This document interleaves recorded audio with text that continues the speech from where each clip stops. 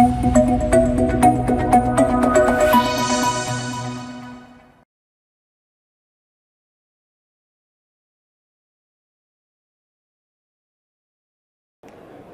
and gentlemen, welcome. We are live at the NASSCOM GCC Summit 2025. I have a very, very interesting guest with me today. This is a company that I started engaging with a couple of years back, and at that time, we had just started talking about technology in the field of HR, and there were lots of eyebrows raised about it. And today, with AI and all the advancements with Gen AI, we are talking of a completely different avatar of how AI can transform workforce analytics, workforce intelligence, and make companies a lot more productive. I welcome Kishore Reddy from ProHance. Kishore, thank you. Welcome. And thank you for giving us the time today to talk to you and to learn a lot more about workforce analytics. Our session is about smarter ops, smarter teams, AI and workforce intelligence in shared services.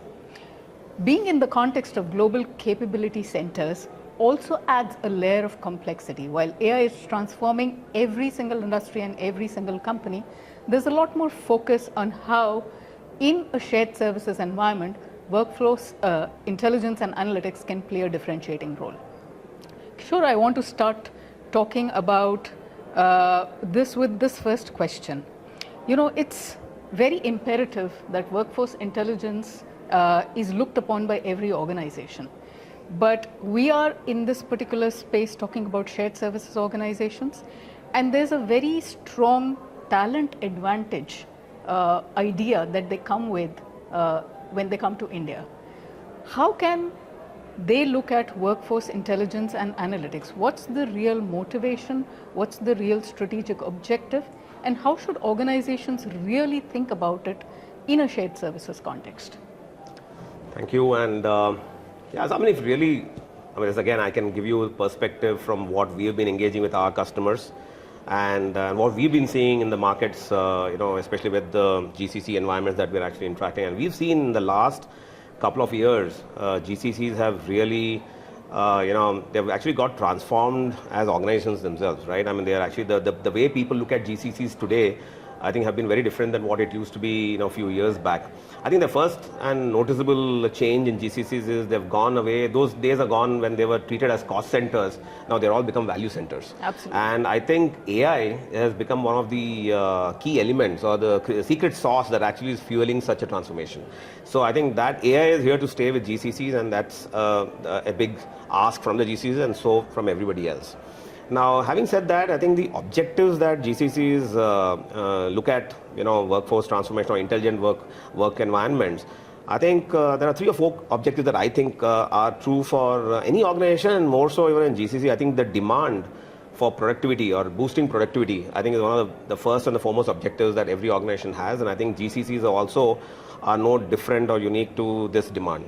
The second, I think, ask, is also, optimal usage of the talent. And talent, I think, is a big investment that GCCs make. So getting sharper talent, ensuring that the talents actually is well deployed within the GCC environments to ensure the best outcomes for them, I think is again a second objective that I see GCCs demanding for, workforce environments which are intelligent. The third is actually around being agile and being responsive. So the demand for agility and quick decision making, I think, is another important requirement of most GCCs in terms of their operations. And some of these intelligent workforce environments are actually facilitating such a demand. And the last, I think, is around ensuring cost optimization. While it may not be the most high demand ask of the GCCs, but I think the cost also is playing a very important role. And optimized processes, ensuring that cost optimizations are also managed, I think are also the objectives which are getting driven from the GCCs. And I see them becoming more and more closer to, at least in India, what we're seeing is a lot of GCCs are actually, the demands and asks have become very similar to what IT services companies or the typical BPOs have also been asking. So I think that is something is a big change that we see. Absolutely. I think fantastic points, and I'd like you to throw a little bit more light on this whole idea of productivity. optimization, and agility. I don't think that in a shared services context or even in any other context, as you said, services and BPM, that we should be, looking at all of these three in a very different way. They could have been the iron triangle earlier, but I think they've converged and one feeds into the other. That's true. And we are throwing into the mix the kind of workforce that we are working with today, which is multi-generational. A lot of conversation through the day has been about how we need to groom the talent that is coming in, the Gen Z, and making the workplace a lot more evolved and responsive to what the Gen Zs need. A conversation that just happened before our talk talked about autonomy, mastery, and purpose for the Gen Zs that is coming into the mix. Sure. How does intelligence and analytics play a role in bringing these three together? And I want to throw in a little bit of a caution also. Where does intelligence need to draw the line so that it doesn't become too intrusive? It becomes a tool, an element of empowerment rather than disablement, or not even disablement, it's more about monitoring and tracking. So how do we make sure, because the newer generation really looks for that?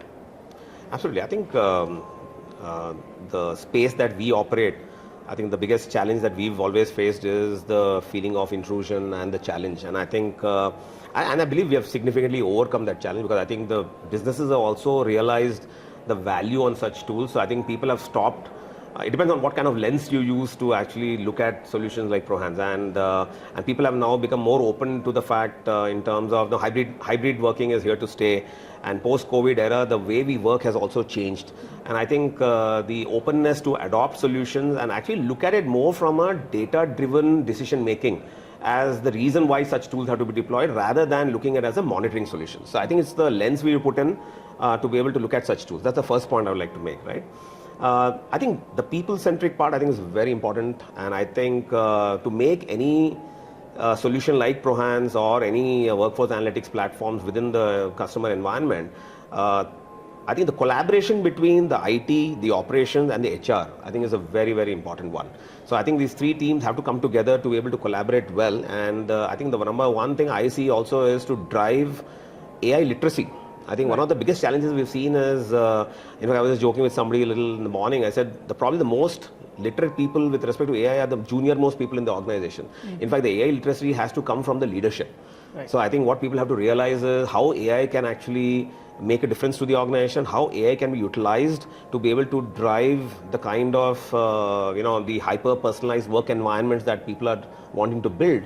And that is something I think is a key ask from a lot of the organizations who have realized that they have to start the literacy from the top down, right? And one of the things that we have taken up as initiatives also is to, help organizations use ProHance data or workforce analytics data to able to identify opportunities for the associates. And like, for example, one of the important things that when the whole agentic AI capabilities, what are the feedback loops that you can build within the tool. We build intelligent nudges within the product, so which is also AI powered. So essentially, we are able to understand how people actually engage, how people actually work, and using those patterns and analysis, we are able to give the right kind of personalized feedback to the individuals. So it is no more a tool giving reports out and just giving some curated insights to the supervisors and the management staff, but also actually giving inputs to the end user to be able to identify what are the best periods for highest productivity, what are the times when somebody can actually slack off from the work, and identifying patterns based on the person's current style of working, basically. So those are extremely personalized to the user. So that is something that we have done, and trying to focus exactly as to how do you keep people not look at ProHance as a monitoring solution, but as a tool, as an enabler. So more ProHance as a coach, rather than looking at it as a thing. In fact, I kind of was looking at it and saying, hey, ProHance should not be perceived as a watchdog, but instead to be perceived like a co-pilot. Right. Not in the context of Jinay as a co-pilot, but I'm telling as a real sense in which people can actually have a conversation with the tool to be able to get help and get also, look at when they get stuck somewhere, can the tool come in and come like a handy coach to be able to them to solve problems. Those are the kind of areas which we are exploring now to be able to make, how do we associate more closely to the people rather than just make it a tool for the supervisors. Right. And that's the endeavor, I think. And I think the most important thing is for people to also change management is a big thing, right? I mean, driving change is core to tools like whenever you're doing when you're bringing data, and when you bring this data, how one would use the data and how this data should help people.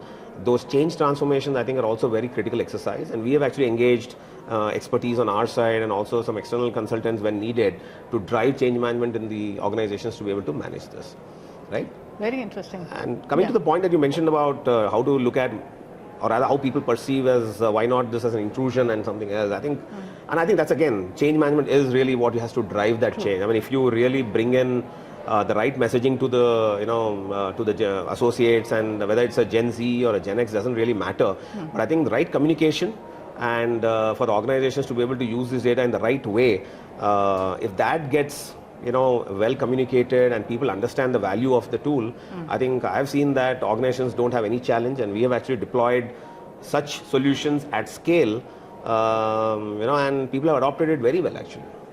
Very interesting. I think you already segued into my next question, which was all about value unlocks, right? Couple of things that you mentioned, Kishore, are very important. There has to be top-down, drive towards adoption.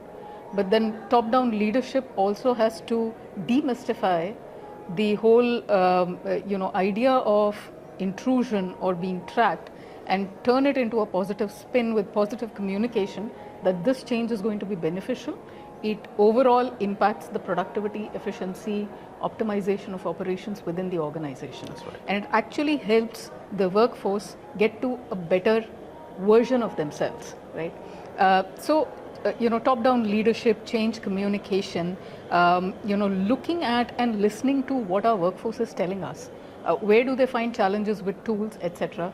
And then having the AI literacy. All of these seem to me like very, very important value unlocks. To your mind, are there some other areas that are very critical to look at first? And second, just talking about the tool itself, AI, and you mentioned agentic AI. How does technology actually help us create that unlock?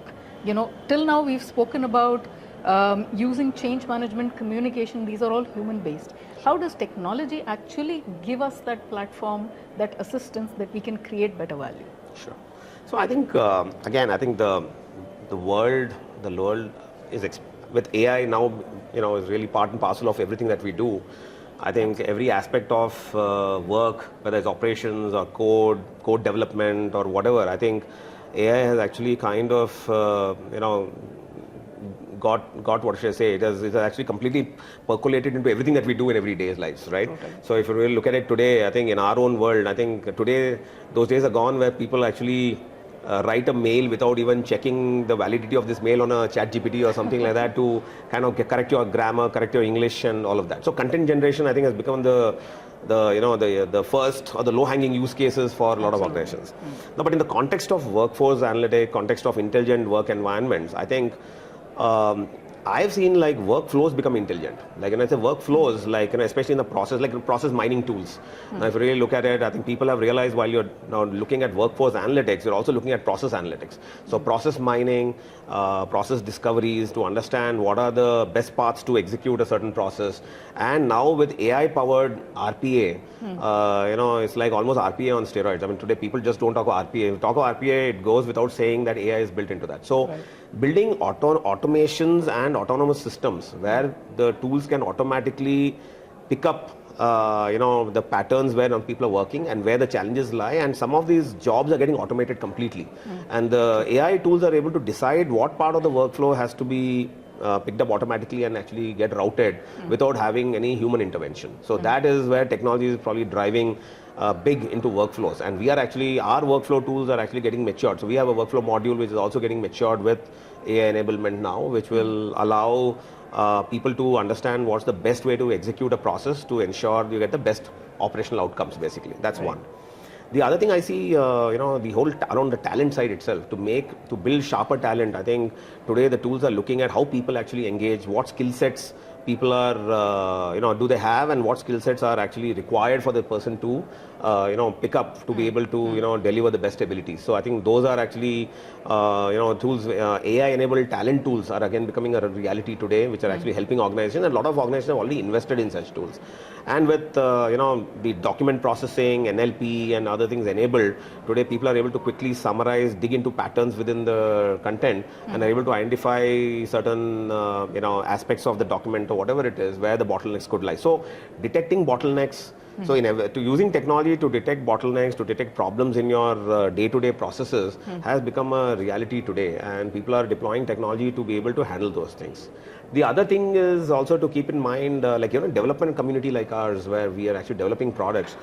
Co-pilots have become a second nature, and we have seen we have actually done an exercise with one of the consulting firms where we found that there's a 30% increase in output. Especially the team using Gen AI or other co-pilot-like tools in the development environments to be able to actually produce faster code to deploy than for somebody who has not used. So we actually see a direct benefit of tools like Copilot, applying in the development environments. Right. Yeah. So one of the other use cases where we have seen a lot of value and a lot of adoption. Some of our customers have really appreciated what we have done is around what is called as a measure of the retention risk.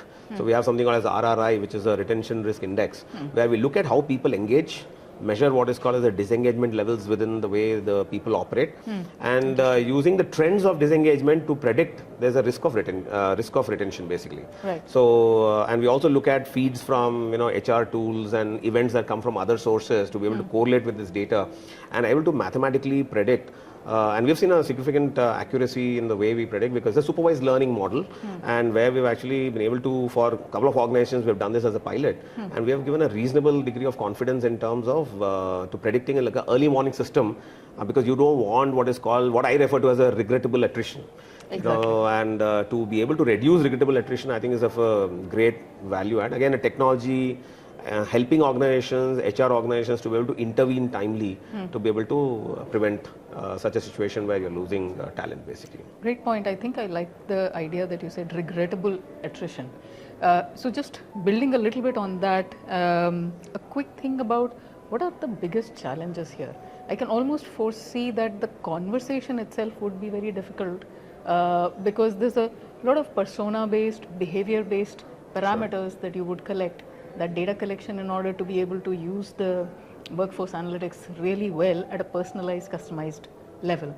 So any specific challenges that you have faced, and where I would like you to throw some light on is, how does the challenge get resolved? At what level, at what conversation points do you see things then moving? How does it move once the challenge is hit? What happens next? How are you engaging with your clients and telling them and giving confidence that this is the right thing to invest in? So I think you're absolutely, I think it's a great point. If you really think about it, we've been in this business for more than 15 years now. And the way we used to drive change management itself has got changed. Right? Because I think what were the needs of the organizations 10 years ago and then 5 years ago, and what organizations need today, the kind of change management practices that need to get driven have actually got transformed for us as well. Right? And also I think there's a lot to do with the kind of processes that people are dealing with, and the kind of the tool sets and the kind of data that people are dealing with. I think is also are factors which are bringing in, we are also learning as we go along as to what will be the most effective way to communicate some of the information. So if I take AI itself, I think AI is still to get demystified for a lot of people. Now, while people think everybody knows AI, and AI is like how when RPA came, anything to do with automation became an RPA. Similarly, today, I think people look at AI in their own ways. And I think demystifying what AI means to the organization and how this data will actually apply to people, I think has to be, people have to run workshops, people have to run sessions to be able to communicate. And I think not working only with the supervisors or the line managers and not going to the end user is probably the most dangerous thing to do. And when we started, I think our focus was always the managers, how managers can manage people. But I think now our focus is not just at the manager levels, but also at the end user levels. I think that has become a big change for us, and we have to communicate to the end user levels. That's the first point. And I think the other important thing is the human system synergy. I think is a factor that one has to keep in mind. So the system and human are actually working together. So the whole automation, the way the handoffs happen between the processes and all of that, I think that sensitivities and hence training around that and skilling people around that, I think has become a very important thing. So by skilling people better in this space, in the operations world where the systems also play a big role, also drives better adoption, and the people have lesser anxiety. And if you reduce the anxiety levels, automatically people are more relaxed at work environments. I think that's the important part. And I think building the feedback loops, not listening to your associates is not an option, right? I think people have to build feedback loops. People have to take in the feedback. Organizations have to consume that feedback and be able to work on that feedback and reassuring the talent. I think those are the softer aspects one has to take care, but I think they're the most important factors to make anything successful today, especially in the intelligent workforce, intelligent work analytics or advanced analytics solutions, because the analytics also have become complex. So if people don't understand it, then it just creates a lot more pain in the mind of the end user, because something that is not interpreted well or something that is not used well can lead to negative results than positive outcomes. So in my case, I think the organizations have to invest time, energy in doing the right internal comms and making sure that they apply the, not only just look at the end user comms, but also the supervisory levels, how people should use the data and what should get managed between the ops world as well as in the HR world. I think those are the two environments I see that the comms can be very different, but I think getting them together to work together, I think is a very important part. And wherever we've seen that happen well, I think the success of deployments, success of adoption has actually been, a very positive stories in such organizations. And we've also seen where organizations have blended this reasonably well. It's a more smoother deployment for us as well. Absolutely fantastic point. I just want to end on this thing and get a quick reaction from you. Human and the tool or the technology synergy. I think that's the way to go. We are all expecting things to be very autonomous from here on, right? But it's very important to understand where do we allow the tool or the technology to take over, and where does the technology actually bring us back into the loop at the right points. And I see workforce intelligence and analytics as something, would love to hear your comments, being driven or rather being pulled by the end user, the last standing employee, rather than being pushed top down. It might be a push today, but eventually utilization scale will actually be driven by that bottom up pull.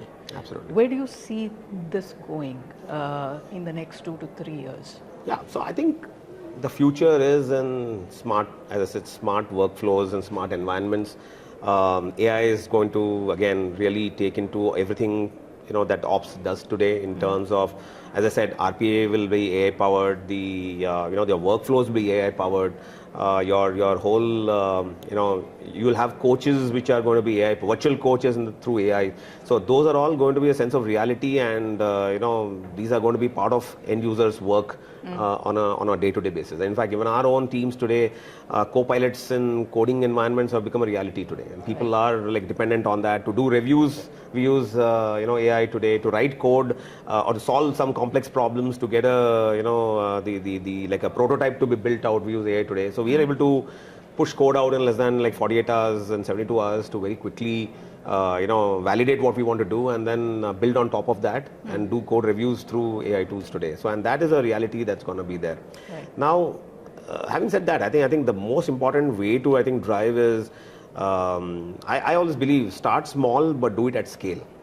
So I think a lot of organizations think the other way around, and they're trying to do a big bang rollouts of whether it's AI or workforce intelligent platforms or any of these tools.